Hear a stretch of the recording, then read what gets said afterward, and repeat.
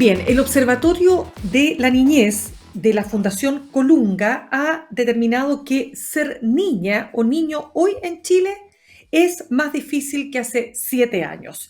Esto a partir del primer Informe Nacional de Bienestar de la Niñez 2024 que fue elaborado precisamente por esta entidad. ¿Cuáles son los resultados y por qué son preocupantes? Porque indican que de un total de 20 indicadores que se analizaron, que corresponden a las dimensiones, por ejemplo, de salud, aprendizaje, cuidados, condiciones materiales, barrio y entorno, 12 presentan un deterioro en los últimos 4 años, 4 se mantuvieron igual y solo 4 más mejoraron. Esto está teniendo implicancias directas con niñas y niños que están naciendo de manera prematura, con muy bajo peso. Hay otro tema que tiene que ver con la primera infancia, con niños que van teniendo al revés sobrepeso. Y otra de los hallazgos es que, fíjense ustedes que 1 de cada 5 adolescentes en Chile presentan una sintomatología depresiva, siendo las mujeres las que más tienen esa condición. Tremendo tema que queremos pasar a conversar con nuestra siguiente entrevistada. Ella es directora del Observatorio de la Niñez, precisamente de Fundación Colunga, Paloma del Villar. Paloma, ¿cómo estás? Gracias por estar con nosotros esta tarde en Sin Pretexto. Muchas gracias por invitarnos. Estamos muy contentos de poder difundir este trabajo que hemos hecho como Observatorio Niñez de Fundación Colunga, porque ese es justamente nuestro foco, de poder sistematizar los datos, ponerlos en discusión y poder visibilizar la situación de niñas y niños para que todos empecemos a pensar cómo construimos un país mejor, que sea un país mejor para crecer, para desarrollarse. Entonces, muchas gracias por invitarnos. De todas maneras, Paloma, partamos por un tema que me parece extremadamente importante. Dice, uno de los puntos de preocupación, precisamente que se desprenden de este informe, de esta investigación, tiene que ver con el aumento en la cantidad de nacidos vivos con bajo peso. O sea, la cifra pasó de 2017 de ser 7,7% a 9,2% en 2023. ¿Por qué pasó esto? Partamos por ahí. Mira, hay diversas razones que pueden influir en los nacimientos de bajo peso, ¿ya? Hay factores biológicos que tienen que ver con la edad de las madres, ser madre a una edad más tardía en el fondo, o ser madre adolescente va a influir en las probabilidades de tener hijos con bajo peso. Por otro lado, Claro. existen situaciones que tienen que ver con los entornos de las madres gestantes, o sea, entornos donde hay contaminación, donde hay menos áreas verdes, donde hay más violencia en el fondo y pobreza, también van a influir en la salud materna y por ende en el bajo peso al nacer. Después tenemos, y eso nosotros creemos que es un punto a relevar, ¿ya? El Correcto. tema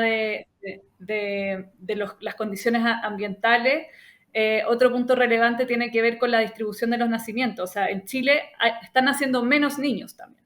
Entonces, en número puede que esos casos, en el fondo, de prematuro, Ujú. de bajo peso, sean igual que eran en 2017, pero proporcionalmente ha aumentado, ¿ya?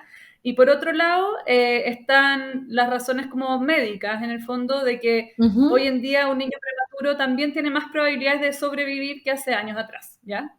Entonces hay distintos factores biológicos del entorno, de las condiciones materiales, donde viven las mujeres y de la salud de ellas mismas, y también de las tecnologías que influyen en esto. ¿Cuánto influye? Porque acá lo central, Paloma, es el tema de la pobreza y la violencia que viven las mujeres que están gestando estas guaguas, porque te lo pregunto porque también se ha indicado como otro factor el que las mujeres están postergando más bien digamos, el embarazo, ¿no? La maternidad en Chile, y eso también es un factor de riesgo. Sí, bueno, como te decía, la literatura habla de que son múltiples los factores que afectan en cómo van a ser un recién nacido, ¿ya? Y la violencia es uno de esos factores, el estrés es uno de esos factores, y es innegable en el fondo que en los últimos años hemos visto un aumento en la violencia en los entornos, hemos visto un aumento en la vulnerabilidad socioeconómica, con la pandemia sobre todo, y nosotros como observatorio creemos que esos factores hay que levantarlos y mostrarlos, ¿ya? Y obviamente también hay cambios demográficos que son de larga data, o sea, La postergación de la maternidad o el nacimiento del primer hijo a una edad mayor, en el fondo, es algo que es un fenómeno que hemos venido observando en el largo plazo. O sea, son cambios que se han ido dando en nuestra sociedad desde hace 30 años, en el fondo, a un ritmo lento, pero que también se han ido acentuando en el último tiempo. Entonces, creemos que el contexto ha cambiado rápidamente en Chile, por la crisis, en Chile y en el mundo, en el fondo, por la crisis de la pandemia y la crisis económica posterior. Y por otro lado están estos cambios demográficos, sociodemográficos, que han sido un poco más lentos y progresivos, ¿ya? ¿Cuál pesa más? No podemos Claro. afirmarlo con estos datos porque lamentablemente no tenemos datos agregados que nos permitan comparar en el fondo las mujeres que tuvieron hijos con bajo peso versus las que no. Lo que sí tenemos son los datos agregados del Ministerio de Salud, en que dice que con eso podemos sacar el porcentaje y el porcentaje por región, etcétera. Eso ya es Claro, o materia como sea, de a ver, pero investigación académica, de poder esclarecer cuáles son los mecanismos que están impactando más. En la práctica, lo claro. que nosotros creemos que es Ujú. relevante es que estos niños probablemente van a tener una trayectoria más difícil y que probablemente esas mujeres y esas mamás también requieren más apoyo, ¿ya? Para poder, en el fondo, ir ayudando a sus niños, proveyéndoles de un entorno estimulante, pudiendo solventar quizás las necesidades de salud que tengan en el futuro y poder sacarlos adelante de una manera positiva, en el fondo, y constructiva. ¿Qué tipo de violencia son las que ustedes han podido advertir a las que están expuestas las mujeres gestantes?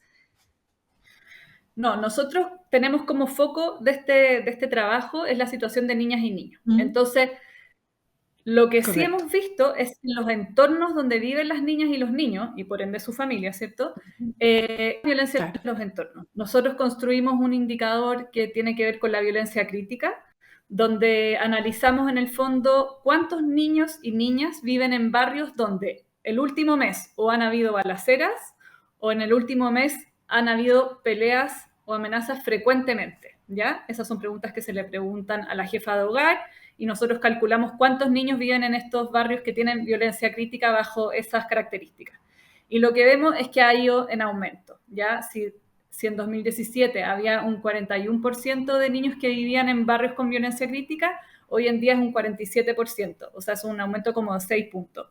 Ese es el aumento del 2017 al 2022. Podemos ir un poco más atrás al 2023 y las cifras eran aún más bajas. Entonces, hay como evidencia para decir que hay más violencia en los barrios hoy que antes y que hay más niños expuestos a esa violencia y por ende sus madres también, ¿ya? Y Correcto. el otro dato que tenemos, que también, como te decía, está a nivel Ujú, de niñas y niños, tiene que ver con las niñas y ujú. niños que manifiestan que hay maltrato en sus familias hacia ellos, en el fondo, y esa es una cifra que también ha aumentado desde 2017 hasta ahora. Eh, Así que tenemos esos dos barrios que nos hablan de un deterioro en el fondo, o sea, esos dos datos que nos hablan de un deterioro en los barrios, pero también en las relaciones de cuidado Correcto. dentro de las familias.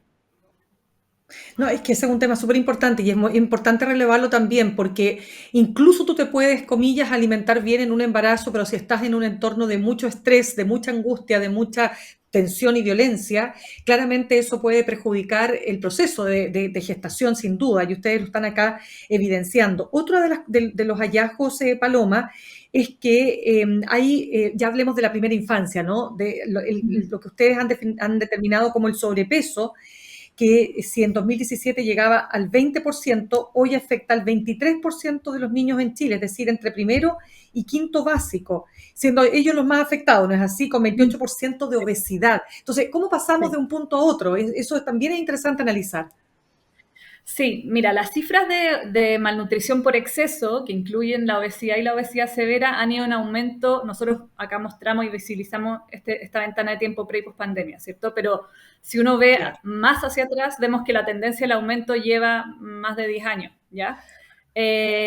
Y es un factor preocupante porque la obesidad y la malnutrición por exceso en la niñez impacta en los indicadores de salud para el resto de la vida. O sea, son niños que van a tener más probabilidades de tener enfermedades crónicas. También se ha documentado que la malnutrición por exceso afecta también la salud mental. Entonces, como te decía, lo que pasa en la niñez afecta para toda la vida, ¿ya? disminuye nuestra calidad de vida para toda la vida. Entonces, creemos que este punto es preocupante. Nos estamos acostumbrando a tener estos niveles muy altos y creemos que acá la acción tiene que ser urgente, ¿ya? No solo por la calidad de vida de los niños en el presente, que para nosotros es lo más importante, pero también porque esto va a implicar una carga para nuestra sociedad muy importante en el futuro. O sea, va a ser el sistema de salud se puede ver sobrecargado por más enfermedades crónicas y un montón de cosas que afectan en el fondo y que son inéditas. O sea, esto nunca lo habíamos visto antes en la historia. Estas tasas de malnutrición por exceso tan altas. Entonces, es un fenómeno al cual no nos habíamos enfrentado como humanidad en el fondo y que tenemos que tomar acción decidida porque afecta múltiples aspectos de la vida y del bienestar. Ese hallazgo, Paloma, deja contar que estamos conversando con Paloma del Villar, ella es directora del Observatorio de la Niñez de la Fundación Colunga. Ese hallazgo de malnutrición por exceso, ¿ustedes lo han visto transversalmente o de todas maneras está mucho más concentrado en los sectores socioeconómicos más empobrecidos? Sí, existe. Mira, tenemos un problema en Chile a nivel de datos, ¿ya? La JUNAEP, que es la que levanta el mapa nutricional, levanta los datos en colegios municipales y particular subvencionados. No tenemos datos representativos de los colegios particulares pagados. Entonces, esa análisis de decir como quiénes están más afectados, no podemos hacer la comparación, ¿ya? Sí Entiendo. sabemos que existe menos obesidad, malnutrición por exceso en los niveles socioeconómicos más altos, ¿ya? Pero en este análisis en particular es un dato que no podemos documentar por esa limitación y que nosotros como Observatorio Niñez creemos que necesitamos contar con datos de todos los niños en Chile, porque el bienestar de la niñez no discrimina en el fondo, o sea, discrimina en muchas cosas por nivel socioeconómico, pero también el nivel socioeconómico no abarca todo lo que es el bienestar de la niñez. Hay niños que vienen en niveles socioeconómicos altos y que pueden tener un montón de problemas que aún así como sociedad nos tenemos que hacer cargo. Ya, pero entonces para tenerlo súper claro, los niños de entre uno de primero quiero decir y quinto básico que reciben alimentos por parte de la JUNAEF, aquí el punto, ¿cuál sería o cuáles serían las razones que estarían explicando este exceso de peso? Porque la JUNAEF tiene estándares que cumplir respecto a la nutrición de los niños y niñas, ¿no es así? Entonces, ¿por dónde Sí, vendría mira. digamos, el origen? Sí, no, la JUNAEP levanta los datos, ¿ya? No son niños que reciben alimentación necesariamente de la JUNAEP. La JUNAEP hace este Entiendo. seguimiento hace muchos años y nos permite tener esta radiografía. La Perfecto. obesidad tiene que ver con un montón de problemas, ¿ya? Hay problemas estructurales que afectan. Uno de ellos, que también lo levantamos en el informe, es la inseguridad alimentaria, que ha aumentado entre 2017 y 2022. ¿Qué quiere decir esto? Que las familias declaran en mayor medida hoy día que no tienen garantizada la alimentación saludable, nutritiva, variada en el fondo para la familia y que hay una mayor preocupación en el fondo por tener alimentación garantizada para las familias. Eso en primer lugar, o sea, las familias un 20% de las familias no tienen garantizada una alimentación saludable por sus ingresos, por sus recursos económicos, ¿ya? Eso por un lado. Después, los entornos donde crecen los niños y niñas son clave. Los países que han enfrentado la obesidad de manera decidida han aumentado las horas de actividad física en los niños, han establecido pautas de alimentación estrictas en el fondo. Hay incluso países que han prohibido los jugos y las bebidas azucaradas completamente. Chile ha avanzado en el fondo hacia la regulación de qué alimentación se puede ofrecer en los colegios, pero también habría que ver cómo está la fiscalización en el fondo de esas medidas. Y por otro lado, los entornos. También nosotros vemos una carencia en el acceso a áreas verdes y la misma seguridad en los barrios, que como te está deteriorada en el fondo, impide que los niños tengan más actividad al aire libre, que jueguen a la pelota en las calles como se hacía antes. O sea, son niños hoy día más Claro. sedentarios y eso tiene que ver con el entorno y no es una responsabilidad solamente de la familia. Es como existe un entorno apropiado para que los niños salgan a jugar, para que jueguen a la pelota, que estén seguros. Y finalmente, bueno, nuestra nueva relación, ¿cierto?, con las tecnologías, que también afecta, sin duda, son niños más sedentarios también, porque claro, como es más peligroso salir a jugar afuera, mejor que se queden viendo televisión, mejor que se queden viendo el tablet, y que eso también tiene un impacto no solo en la salud física, sino en la salud mental. Entonces, aquí hay una Totalmente. responsabilidad compartida, porque no es solo que las familias provean una mala alimentación porque, no sé, porque no les prefieran cierto tipo de alimentos, sino que acá hay un problema estructural, que hay más familias que declaran que no tienen esos recursos, y por otro lado, los entornos que estamos construyendo como sociedad no son adecuados para la niñez, no son constructivos si es que son inseguros, si es que no tienen áreas verdes, si es que en el fondo ellos no están conformes con esos espacios. Totalmente. Paloma, otro de los hallazgos que me parece también muy preocupante es que 1 de cada 5 adolescentes presentan sintomatología depresiva y ahí la mayor prevalencia la tienen las mujeres. ¿Qué pasa ahí? ¿Cómo se interpretan esos resultados? Sí, mira, como te decía, nosotros estamos viendo los datos pre y post pandemia, ¿ya? Eh, es como un consenso generalizado en el fondo de que la pandemia afectó nuestra salud mental, y sobre todo a niñas y niños que en el fondo vieron unos cambios muy abruptos en sus vidas. O sea, primero de cambiar totalmente su rutina de estar encerrados en familia, y después de un día para otro abrirse al mundo de nuevo, ¿cierto? Y tener que adaptarse al colegio, a un entorno en el fondo sin tener los papás cerca. Hay un montón ahí de mecanismos que especialistas en salud mental han podido establecer, ¿cierto? Para decir por qué existe esta crisis. Hay otros especialistas, ¿cierto?, que atribuyen mucho esta crisis a nuestra relación con la tecnología, cómo en el fondo tenemos a los niños expuestos a un nivel de convivencia en las redes sociales que es tóxico, al final, que afecta el bienestar, y que tenemos poca supervisión de lo que pasa ahí. Y por otro lado, bueno, vemos estas diferencias persistentes entre niñas y niños. Hay un tema de cómo las niñas expresan de manera distinta en el fondo sus emociones y cómo responden al entorno en el fondo a través de su salud mental, pero también vemos que las niñas siguen expresando mayores niveles de violencia, mayores niveles de maltrato psicológico en sus casas, mayor discriminación por ser mujer. Entonces, hay brechas de género que son persistentes, y que se siguen expresando en las nuevas generaciones y que obviamente impactan en la salud mental. Entonces, no solo vemos que aumenta el porcentaje de niñas y niños con sintomatología depresiva, esto se mide con un test que es autoaplicado en el fondo, que responden los niños en una encuesta, sino que también vemos un aumento en las consultas en la atención primaria en el fondo por salud mental, y que las mujeres también consultan más, ¿ya? Ha aumentado la cobertura en las atenciones de salud primaria para niñas y niños, pero aún hay un déficit. Hay desigualdad también a nivel territorial en el acceso a esas prestaciones, entonces creemos que seguir avanzando hacia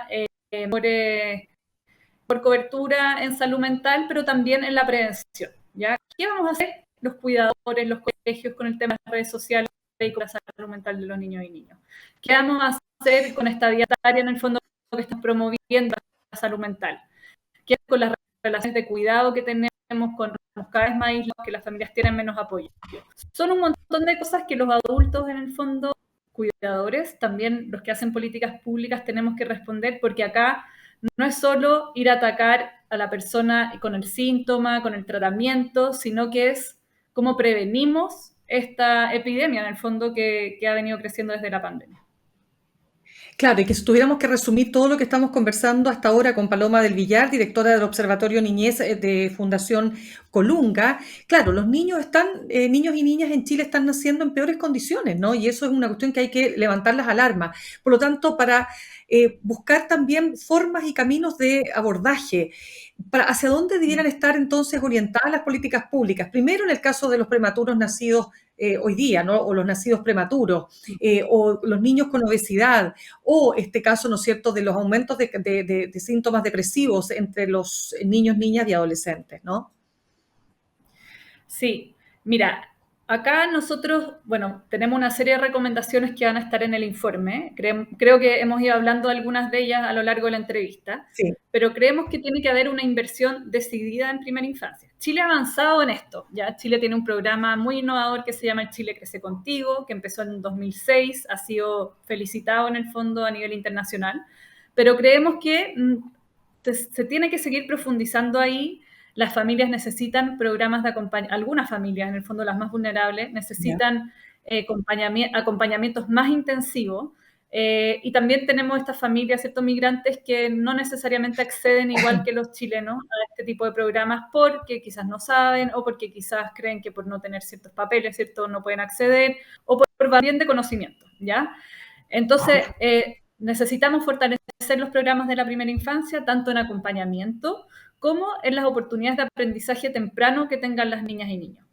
Hoy en día las familias tienen una carga económica importante, tienen que trabajar. Entonces, ¿quién cuida a los niños en su primera infancia y cómo los cuidamos en el fondo? Tienen las oportunidades de jugar, como se tenían, ¿cierto?, hace 30 años atrás.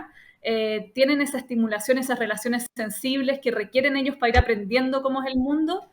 Tenemos que mirar eso en el fondo y darle a los niños esas oportunidades de aprender de manera temprana. Un mecanismo son las salas cuna y los jardines infantiles. Otros mecanismos son acompañar a los cuidadores que están con ellos y poder dar un acompañamiento, ¿cierto?, para poder apoyar en esas actividades, ¿cierto?, mostrar ciertas formas efectivas de estimulación, etcétera. Como te digo, esos programas hoy día existen, pero la cobertura no es total, no todos pueden acceder, entonces hay que seguir fortaleciendo ahí. En el tema de salud mental, ya hablamos de algunas cosas que tienen que ver con la prevención, ¿cierto? Uno de los factores más importantes para el maltrato en la familia tiene que ver, por un lado, con el estrés en las familias y la salud mental de los cuidadores. Entonces, no podemos abordar la salud mental y el bienestar de los niños si no proveemos ese apoyo a los cuidadores. Y ahí los programas, en el fondo, tienen que tener acceso a que, por ejemplo, si un programa que vea niños que están sufriendo maltrato en su familia, bueno, pueda garantizarle a ese padre también un apoyo psicológico, etc. Fortalecer los apoyos a la familia es fundamental, porque apoyando a la familia se apoya también a los niños. Y el tema de malnutrición por exceso, hablamos un poco, ¿cierto?, de tomarse este problema en serio, de estar en las horas de actividad física, de mejorar los entornos, de asegurarse en el fondo que los niños accedan a alimentación adecuada y que eso puede ser a través de la alimentación escolar, pero también de programas en las mismas familias. No, realmente, Paloma, un tema muy importante, con un abordaje que se requiere también que sea con urgencia. Solo señalar, no sé si viene al caso sin duda, pero para complementar, es lo que decía la subsecretaria de Salud Pública, Andrea Albagli, ¿no es cierto?, que señalaba que, por ejemplo, en el caso de los niños prematuros, el GES de prevención del parto prematuro, dice, incluye medidas farmacológicas para prevenir el parto prematuro en gestantes con síntomas o con riesgo. Otros aspectos que podríamos relevar de aquello, de lo que hay disponible ahora en ese sentido, Paloma. Claro, es que una cosa es el tratamiento farmacológico, ¿cierto?, que atiende como estas razones biológicas, ¿cierto? Pero también se requiere el apoyo social, lo que hablábamos al principio. Totalmente. O sea, una familia, una mujer que vive en una situación de pobreza extrema puede ir al consultorio, pero vuelve a su casa y el estrés sigue ahí, ¿cierto? La Vuelve a falta la de apoyo pobreza. sigue ahí. Un dato que para nosotros es muy importante que lo mencionamos es cómo ha disminuido el porcentaje de familias que declaran tener redes de apoyo para cuidar a los niños. Entonces, bueno, las madres que han sido gestantes alguna vez saben que es un momento de la vida muy delicado, en que uno requiere mucho apoyo, ¿cierto? Tanto en el trabajo como en la familia, y que el estrés impacta profundamente. Entonces, acompañar en la salud es necesario, pero acompañar socialmente también.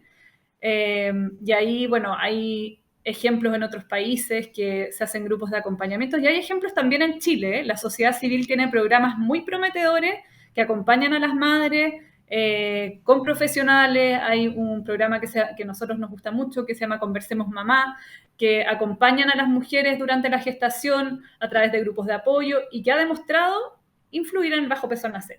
Entonces, también tenemos que mirar qué funciona. La sociedad civil es pionera en Chile en hacer estos programas que quizás podríamos pensar en extender, porque justamente apuntan a esto del apoyo social y tienen resultados efectivos.